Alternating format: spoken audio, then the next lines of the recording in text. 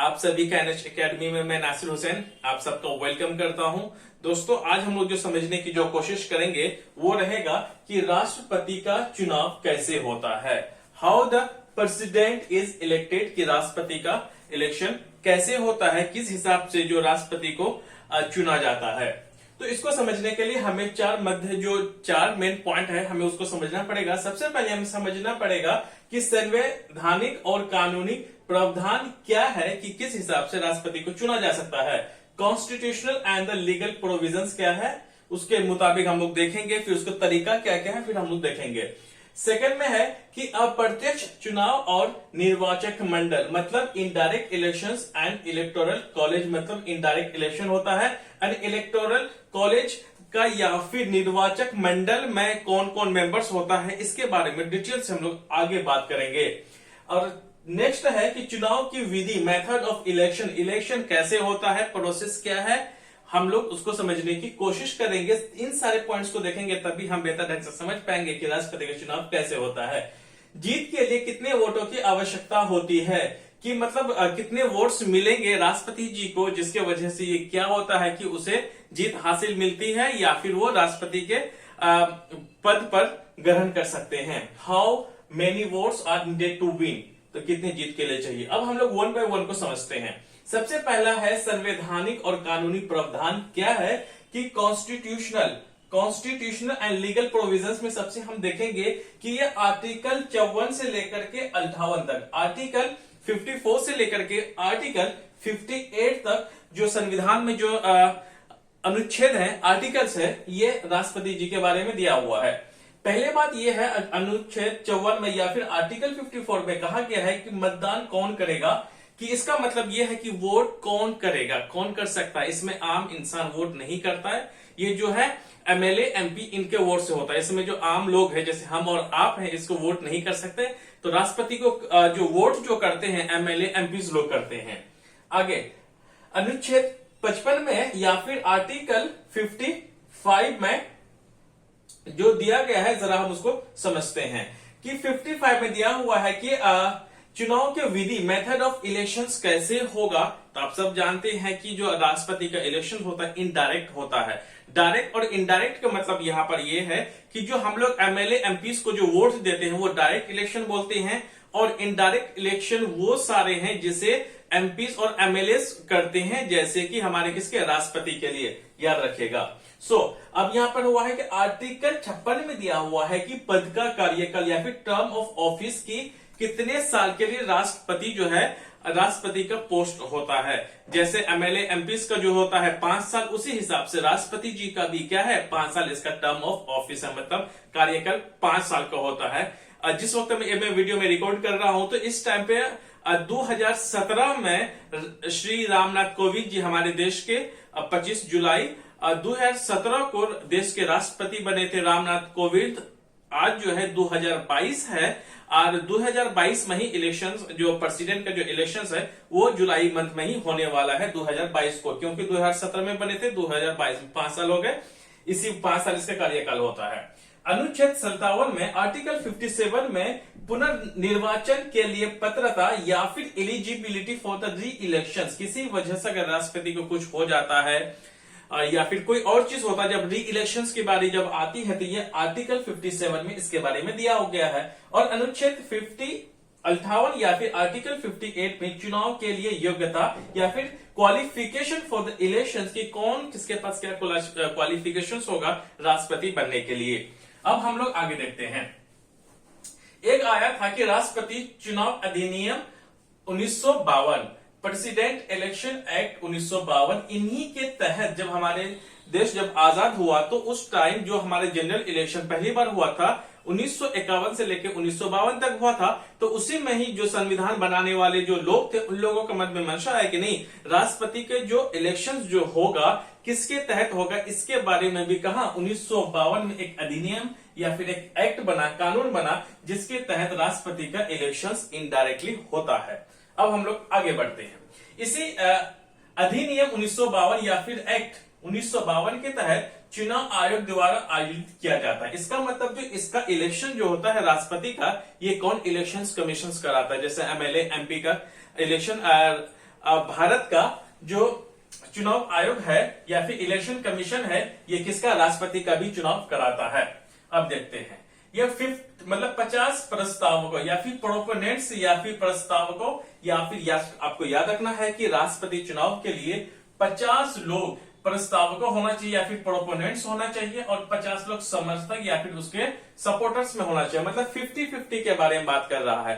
Total 100 है, 100 में से 50 लोग उसे सपोर्ट करना चाहिए, 50 लोग उसे सपोर्ट ना भी करेगा तो भी चलेगा। कुल मिला के जितनी 100 होते हैं उसको 50-50 इसको आना चाहिए। तो अब आगे बढ़ते हैं और अगला हम लोग देखेंगे कि अप्रत्यक्ष चुनाव और निर्वाचक मंडल। इसका मतलब यहां पर यह है कि जो राष्ट्रपति का इलेक्शन जो होता है वो इनडायरेक्ट इलेक्शन होता है, जो कि एमपी एमएलए वोट करते हैं। एंड इलेक्टोरल कॉलेज मतलब कि निर्वाचक मंडल या फिर इलेक्टोरल कॉलेज में जो लोग शामिल हैं वही लोग ही राष्ट्रपति के इलेक्शंस या फिर राष्ट्रपति को चुनते हैं, याद रखिएगा। और इलेक्टोरल कॉलेज में एमपीज लोग होते हैं, एमएलए लोग होते हैं, जिसे सांसद हम कहते हैं, राज्यसभा का हो, लोकसभा का हो, एमएलए हो, आ रही बात समझ में, इन लोग इसे वोट करते हैं। चुनाव और प्रत्यक्ष, ये तो चुनाव जो होता है, राष्ट्रपति का जो चुनाव होता है इनडायरेक्ट इलेक्शंस होता है, अप्रत्यक्ष इलेक्शन होता है, इस बात को आपको याद रखना है। निर्वाचक मंडल इलेक्टोरल कॉलेज, इसको जो इनडायरेक्ट इलेक्शंस में जो लोग करते हैं राष्ट्रपति के लिए वो इलेक्टोरल कॉलेज या फिर निर्वाचक मंडल के सदस्य होते हैं। निर्वाचक मंडल या फिर इलेक्टोरल कॉलेज का जो मेंबर्स होते हैं, एमपीज होते हैं, एमएलए होते हैं, राज्यसभा का मेंबर्स भी होते हैं। और राज्यों के लिए विधानसभा, याद रखिएगा कि जो निर्वाचक मंडल में कौन कौन होते हैं, राज्यों के विधानसभाओं के सभी निर्वाचित सदस्य, कुल मिलाकर के एमएलए की बात कर रहा है, सारे इंडिया में जितने भी स्टेट्स हैं सबका एमएलए और साथ में elected all members of state legislature, कुल मिलाकर एमएलए की बात चल रहा है, वो होंगे इसमें। और दूसरा दिल्ली और पुडुचेरी, याद रखिएगा 1992 में जो कि 70 या फिर 17वां जो संवैधानिक संशोधन या फिर अमेंडमेंट बना था, कॉन्स्टिट्यूशनल अमेंडमेंट, उसके तहत 1952 में दिल्ली और पुडुचेरी के जो एमएलए एमपीज हैं उसको राष्ट्रपति के इलेक्शंस में वोट करने का अधिकार नहीं था। 1952 में जो कि 70वां जो संवैधानिक जो संशोधन हुआ था उसके तहत दिल्ली और पुडुचेरी के जो एमएलए एमपीज हैं जो कि इलेक्टोरल कॉलेज के या फिर निर्वाचक मंडल के सदस्य हैं, अब इन लोग भी राष्ट्रपति के लिए वोट कर सकते हैं। आगे आते हैं अब संसद के दोनों सदनों के लिए निर्वाचित सदस्य एमपीज हो गए, जो कि देखिए संसद में हमारे एक होता है लोकसभा के मेंबर, एक होता है राज्यसभा के मेंबर, ये लोग इसमें क्या कर सकते हैं, वोट कर सकते हैं। कुल मिलाकर के कि एमएलए, एमपी और राज्यसभा के जो सांसद होते हैं इन लोग वोट कर सकते हैं। और फिर वोट कौन नहीं कर सकता है इसको, एक तो आम इंसान नहीं कर सकता, उसके बाद आपको याद रखना है कि राज्यसभा में, लोकसभा में और विधानसभा में, याद रखिएगा इन तीनों में जो कि मनोनीत या फिर राज्यसभा, लोकसभा, लेजिस्लेचर में, याद रखिएगा जो नॉमिनेटेड मेंबर्स होते हैं, जो मनोनीत लोग होते हैं, इन लोग राष्ट्रपति के लिए क्या नहीं कर सकते, वोट नहीं कर सकते। और एमएलसी जो होता है ये इलेक्टेड लोग होते हैं। एमएलसी जैसे नीतीश कुमार बिहार का सीएम हो, वो एक एमएलसी है बिहार में, तो वो एमएलसी जो है, तो एमएलसी भी क्या नहीं कर सकता, राष्ट्रपति चुनाव में ये हिस्सा नहीं ले सकता। आपको याद रखना है कि राज्यसभा, लोकसभा, विधानसभा में जो मनोनीत या फिर नॉमिनेटेड मेंबर्स होते हैं वो राष्ट्रपति को वोट नहीं कर सकते और एमएलसी भी नहीं किया जा सकता है। आज समझ में, जो मेंबर ऑफ लेजिस्लेटिव काउंसिल वो भी नहीं कर सकता, आपको याद रखना है। और कुल टोटल जो है, याद रखिएगा कि जो टोटल सदस्य जो होते हैं राष्ट्रपति को वोट देने के लिए, टोटल सदस्यों की संख्या 4809 होते हैं। याद रखिएगा कि मतलब राष्ट्रपति को कितने लोग वोट कर सकते हैं, टोटल नंबर लोग, याद रखिएगा सदस्य 4809 है। याद रखिएगा उन 4809 लोगों में संसद जो संसद या फिर पार्लियामेंट में दो सदन होता है, एक अपर हाउस, एक लोअर हाउस, जिसे हम एमपी बोलते हैं, लोकसभा और राज्यसभा। तो लोकसभा का जो है 543, मतलब हमारे देश में जो एमपीज होते हैं वो कितने हैं, लोकसभा के वो 543 होते हैं और राज्यसभा के जो मेंबर्स होते हैं 233 होते हैं। इन लोग क्या कर सकते हैं, वोट करता है। और इन्हीं 4809 सदस्यों में से याद रखिएगा कि हमारे देश में जितने भी एमएलए हैं, याद रखिएगा हमारे देश में जो एमएलए की जो नंबर्स हैं वो कितना है, 4333 था। हालांकि पहले 4120 हुआ करता था, जो कि जम्मू एंड कश्मीर, जो कि अब एक क्या बन चुका है, यूटी बन चुका है, यूनियन टेरिटरी बन चुका है। उससे पहले मतलब यूनियन टेरिटरी जो जम्मू एंड कश्मीर 2019 में बना है, 2019 से पहले विधानसभा में या फिर एमएलए कर सकते हैं 4120 हुआ करता था। जब से जम्मू एंड कश्मीर यूटी बना है और जम्मू एंड कश्मीर में टोटल नंबर ऑफ एमएलए का 87 था, अब वो खत्म हो चुका है क्योंकि अब वो यूटी बन गया है। इसीलिए अब ये 87 जब 4120 में से माइनस करेंगे हम 4033, तो हमारे एमएलए होंगे। कुल मिलाकर अभी प्रेजेंट में हमारे एमएलए हमारे देश में टोटल कितना है, 4333 है। अब आगे बढ़ जाते हैं, अगला पॉइंट को देखते हैं, वह है चुनाव की विधि। चुनाव की विधि या फिर मेथड ऑफ इलेक्शंस। जो राष्ट्रपति का जो इलेक्शन होता है, इसमें क्या होता है जरा हम इसको देख लेते हैं। संसद, एमपीज, विधायक, मतलब इसको वोट कौन कौन कर सकता है, एमपीज कर सकता है, एमएलए कर सकता है। तो मैं एक प्रॉपर वाइज में बता रहा हूं, हालांकि जो जो चीजें थोड़ा बहुत मैंने बता दिया, लेकिन आप इसको समझ सकते हैं बेहतर ढंग से। और एमपीज और एमएलए जो हैं इसको क्या करते हैं, वोट करते हैं। मतों का मूल्य अलग अलग होता है, याद रखिएगा, value of vote is different. याद रखिएगा कि हर एक स्टेट के एमएलए, जैसे कि बिहार का एमएलए और उत्तर प्रदेश का एमएलए, दोनों का वोट की वैल्यू अलग अलग होती है। कैसे होती है हम बाद में करेंगे। और एमपी की वोट की वैल्यू और एमएलए की वोट की वैल्यू जो है अलग अलग होती है। आपको इस बात को याद रखना है कि एमपी का वोट का वैल्यू अलग होगा और एक एमपी का वोट का वैल्यू अलग होनी है और एक एमएलए का वोट की वैल्यू अलग होता है। इस बात को आपको याद रखना है। विधायकों के मत का मूल्य जो होता है, याद रखिएगा, value of vote of MLA. एक एमएलए का वोट की वैल्यू जो है किस हिसाब से होता है, जरा हम देखते हैं। देखिए 1971 के सेंसस हुआ था, एक मतगणना हुआ था, जनगणना, मतगणना तो नहीं कहेंगे इसको, जनगणना कहेंगे। सेंसस हुआ था 1971 के जनगणना के तहत किसी भी राज्य में जितनी जनसंख्या होती है उसको हम लोग उस राज्य में अभी प्रेजेंट में कितने नंबर ऑफ एमएलए होता है, जब हम उसको डिवाइड कर देते हैं तभी हम लोग किसका, एक एमएलए की वोट की वैल्यू को समझते हैं। एग्जाम्पल की तरफ जरा हम इसको समझ लेते हैं कि मैं मान लेता हूं कि आपको है ना एक एमएलए किसी भी स्टेट का हो सकता है, अलग अलग स्टेट का अलग अलग एमएलए होता है। मैं मानता हूं कि बिहार का एमएलए और उत्तर प्रदेश का एमएलए, सबका बिहार का जो एमएलए का वोट की वैल्यू और उत्तर प्रदेश का एमएलए का वोट का वैल्यू अलग होगा। वो कैसे होगा जरा हम समझते हैं।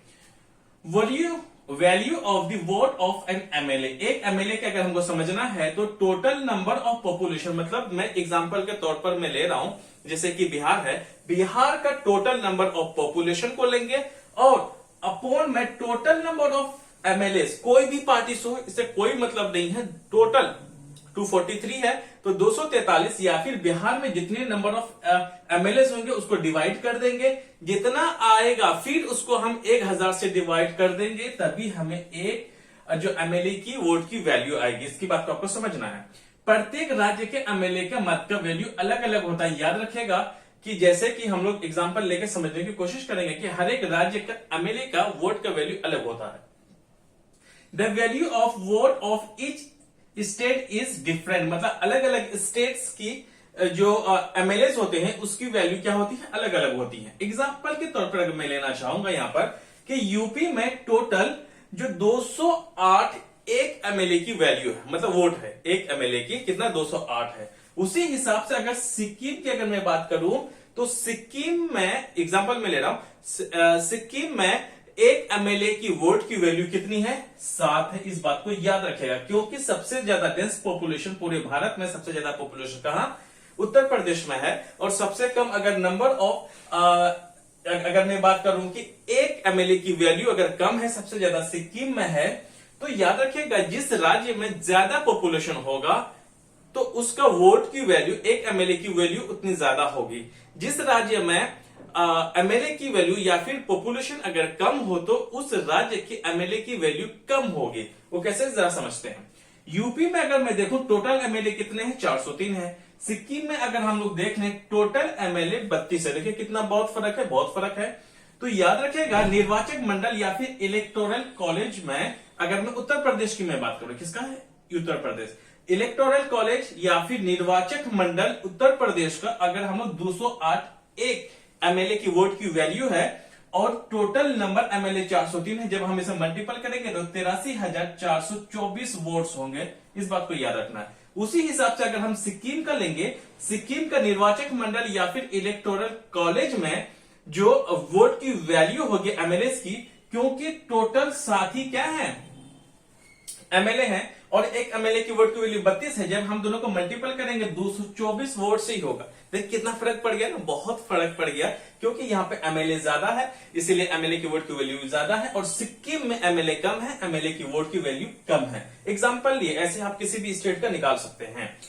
सारे राज्यों की विधानसभाओं का कुल मूल्य, मतलब ये कह रहा है कि इंडिया में जितने भी स्टेट्स हैं, किसी भी पार्टी को हो, सारे जब हम एमएलए को जब जोड़ लेंगे तो और उसकी वोट की जो वैल्यू है 5,05.43 लाख, मतलब 5,43,000 के करीब है, 300 कुछ है, 5,43,300 कुछ है। याद रखेगा, याद रखना है। सांसदों और विधायकों का मत का मूल्य बराबर होना चाहिए। The value of the vote MPs and MLA should be equal होना चाहिए। वो कैसे होगा फिर हम लोग आगे देख लेते हैं, इसको समझते हैं। ओके दोस्तों, अब हम लोग देख लेते हैं कि चुनाव की विधि या फिर मेथड ऑफ इलेक्शंस। जैसे हमने एमएलए का वोट की वैल्यू को जैसे हमने देखा, उसी हिसाब से अब हम लोग एक एमपी के वोट की वैल्यू को अब हम समझते हैं।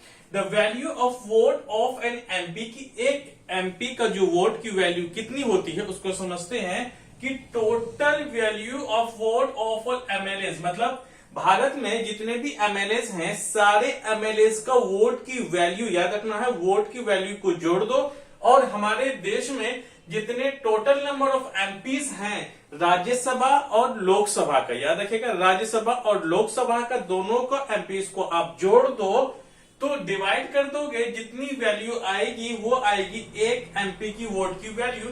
सो हमारे देश में जैसे मैंने बताया था कि 5.43 लाख वोट्स मैंने बताया था, तो हमारे यहाँ 5,43,231 सारे एमएलए की वोट की वैल्यू है, और हमारे यहाँ जो टोटल नंबर ऑफ एमपीज हैं राज्यसभा और लोकसभा का दोनों को मिला करके 576 है। तो याद रखिएगा लोकसभा का 543 है और 233 किसके हैं, राज्यसभा का है। ये लोकसभा का, ये है राज्यसभा एमपी की नंबर ऑफ वैल्यूज, मतलब सॉरी नंबर ऑफ, इसमें कितना है, हमारी लोकसभा में टोटल 543 एमपीज हैं और राज्यसभा में 233, सबको जोड़ोगे तो वो आ जाएगा 576, सॉरी मतलब 776। जब हम लोग जब इसको डिवाइड कर लोगे, क्यों ये सारे एमएलए की वोट की वैल्यू आ गई और हमारे यहाँ जितने भी नंबर ऑफ एमपीज है 5 मतलब 776 डिवाइड करोगे तो आ जाएगा 700। इसका मतलब ये हो गया कि एक एमपी की वोट की वैल्यू 7 मतलब 700 है या फिर 700 है। सारे सांसदों का मत का वैल्यू जो है 701 एमपी का वोट की वैल्यू है। टोटल हमारे यहाँ जो नंबर ऑफ एमपीज है लोकसभा और राज्यसभा का 776 है। जब आप मल्टीपल करोगे तो 5,43,200 वोट की वैल्यू के बराबर होगा। लगभग उसी के वोट की वैल्यू होगा जितना एमएलए का वोट की वैल्यू था, लगभग उतना ही। देख लीजिए है कि नहीं, थोड़ा सा फर्क है, बस 31 वोट का सिर्फ फर्क है, लेकिन बाकी बराबर है दोनों का। The value of votes of all MPs, तो जब हम करेंगे तो हमारे इतने सारे वोट्स आ गए। अब देख लेते हैं जीत के लिए कितने वोटों की आवश्यकता है। अगर आप प्रेसिडेंट, अगर आप राष्ट्रपति के चुनाव के लिए अगर आप यहाँ कोई भी लड़ते हैं, अगर आप लड़ते हैं तो आपको कितने सारे वोट्स मिलेंगे कि आप देश के राष्ट्रपति बन जाएंगे। आगे बात समझ में, जरा समझते हैं। How many votes are needed to win, तो याद रखिएगा जो राष्ट्रपति के लिए जो इलेक्शंस लड़ते हैं यहाँ पे, उसके लिए क्या होता है कि एकल हस्तांतरणीय मतदान पद्धति का प्रयोग का इस्तेमाल होता है। मतलब use of single transferable vote method, मतलब कि एक वोट की ट्रांसफर कर सकते हैं, है ना, एक वोट की। और साथ में क्या है कि हर मतदाता को एक ही वोट देने का अधिकार होता है। मतलब each voter has only one vote, मतलब जितने भी वोटर्स होंगे, एक एमपी का एक ही वोट की वैल्यू होगा, एक एमएलए का एक ही वोट की वैल्यू होगी, और वो जो वोट होगा वो ट्रांसफरेबल होगा। ट्रांसफरेबल यह होगा कि आप कोई भी पार्टी से हो, आप किसी को भी वोट दे सकते हैं। समझ में, आगे बस समझिए, कोई भी दे सकता और सीक्रेट होता है, बिल्कुल पता नहीं चलता कौन दिया कि कौन नहीं दिया, सीक्रेट होता है, बैलेट पेपर होता है, बहुत सीक्रेट तरीका से होता है। जैसे कि मैं मान लेता हूँ आज के टाइम में बीजेपी की सरकार है, अगर कोई कांग्रेस का वो चाहे देना चाहे तो दे सकता है, पता नहीं चलेगा, सिर्फ पता चलेगा कि कितने वोट्स आए, कौन दिया पता नहीं चलता है, वहां पे बहुत सीक्रेट, बहुत गुप्त तरीके से होता है। सभी उम्मीदवारों को वरीयता के क्रम में रैंक करते हैं, मतलब all the candidates are rank in order of the preference, मतलब प्रीफरेंस के ऑर्डर पर ही कैंडिडेट्स को क्या किया जाता है, रैंक किया जाता है कि कौन अच्छा है कौन नहीं है, किसे बनाना चाहिए। जीत के लिए मतों के कुल मूल्य का आधे से अधिक प्राप्त करना जरूरी है। कोटा मतलब एक कोटा होता है कि अगर कोई भी राष्ट्रपति बनना चाहे, जितने भी टोटल वोट्स हैं सबके अगर आधे से अगर ज्यादा हो जाए, एक क्यों ना ज्यादा, जितने टोटल एमपीज और एमएलए को वोट्स हैं अगर उसमें से आधे से ज्यादा मतलब आधे से भी अगर एक ज्यादा है तो वही क्या बनेगा, राष्ट्रपति बनेगा। जरा समझते हैं कोटा क्या होता है कि total value of MPs vote, जितने भी एमपीज की वोट की वैल्यू, जैसे अभी कितना था 5,43,231 वोट्स एक का हो गया, और दूसरा हमारे जितने भी एमपी एमएलए का वोट की वैल्यू होगी सबको जोड़ दो, 2 से डिवाइड कर दो, मतलब ये हो गया हमारे किसके, एमएलए के हो गए, एमपीज के हो गए, और जब आ गए तो जब हम इन सबको जोड़ेंगे तो 10,86,431 वोट्स होंगे एमपीज और एमएलए का वोट की वैल्यू को लगा के जब 2 से डिवाइड करेंगे तो हमारे पास कितना हो जाएगा 5,43,216। ये बिल्कुल क्या हो गया, इसका एवरेज आ गया, हम दोनों को जोड़ दे 2 से कर दे, ये बिल्कुल एग्जैक्टली आधा है। लेकिन इसमें से अगर किसी को एक भी वोट बढ़ गया, जिसका पहले एक वोट बढ़ गया वही क्या बनेगा, वही बनेगा राष्ट्रपति, वही बनेगा राष्ट्रपति या फिर प्रेसिडेंट वही बनेगा। बताओ कि गिनती राउंड में होती है, countings of the votes in rounds wise में होता है। याद रखिएगा कि जो राष्ट्रपति 5वें जो हमारे देश के जो प्रेसिडेंट थे वीवी गिरी, ये क्या हुआ था, इसके टाइम पे टोटल जो प्रेसिडेंट के लिए 37 उम्मीदवार हुए थे, और उन 37 में से 36 को जो इलेक्शन कमीशन है, चुनाव आयोग है, इन 36 लोगों का जो नामांकन वो कैंसिल कर दिया, और बच्चे कितने, अकेले वीवी गिरी थे जो कि बिल्कुल इंडिपेंडेंट थे, और ये राष्ट्रपति चुने गए थे। देखिए ये तो एक तरीका है, लेकिन जिसकी सेंटर में जिसकी सरकार होती है एमपी उन्हीं का ही, मतलब सॉरी राष्ट्रपति उन्हीं का ही बनता है, क्योंकि उन्हीं का ज्यादा एमएलए होता है, उन्हीं का ज्यादा एमपी होता है, और जाहिर सी बात है उन लोग पहले ही सेलेक्ट कर लेते हैं कि किसको राष्ट्रपति बनाना है नहीं बनाना है। वो जो रूलिंग पार्टी अभी के टाइम पे, जैसे इंडिया में रूलिंग पार्टी बीजेपी है, हालांकि एनडीए की गवर्नमेंट है, तो बीजेपी के एमएलए भी ज्यादा है, एमपीज भी ज्यादा है, वो लोग पहले ही डिसाइड कर लेते हैं किसे बनाना है किसे नहीं बनाना है, लेकिन एक फॉर्मेलिटी के तौर पर यह होता है, लेकिन आपको यह बातें याद रखनी है। So guys thank you very much.